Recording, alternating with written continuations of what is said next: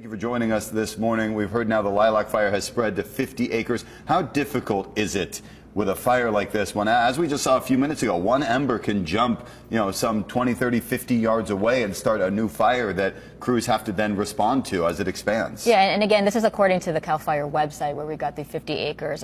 Captain. Yeah, you mentioned the embers. Anytime we have winds, the winds have the ability to blow embers from the main fire into receptive fuels, the dead, dry grasses, igniting additional spot fires in front of the main fire.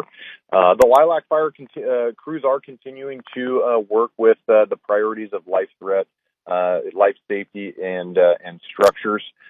They are continuing to work. We do have updated, the fire has grown since we last talked to over 30 acres. We do not have accurate GPS at this time because fire crews are focused on suppression currently and not necessarily GPSing. But there still are evacuation orders and warnings in place. And they're continuing to work on that incident. We do have an update also on the Paula fire. The Paula fire, the forward rate of spread has been stopped on that fire. It's great to hear. So hopefully we could start to work on getting control of the Paula fire. Captain, I think a lot of people are wondering when can or will we be able to do an aerial attack on this fire?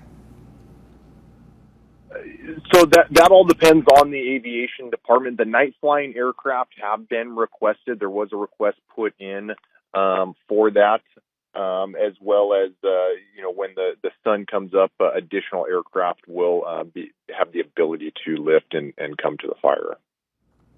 We saw the terrain. This is a very steep mountainside alongside the 15 right now on Old Highway 395. How difficult does that make it for crews to make any progress on a fire like this when it is so tough to get to it? Obviously, there are roads right there, the 15, the 395, other streets, but beyond the streets, having to climb up into those mountains, especially when it's dark, what are the challenges that presents? Yeah, you mentioned a couple things. It is steep, rocky terrain that does bring challenges to fire crews. It slows down the production that they can attack the fire at, as well as the darkness. Production slows down in the darkness because crews have lower visibility. So the darkness, along with the rocky terrain, it does slow down the progress firefighters can make. But firefighters are continuing to make progress. And we are continuing to attack this fire. And Captain, I know we had you on a little bit earlier, but can you recap for us again how many personnel you have there on these separate incidents?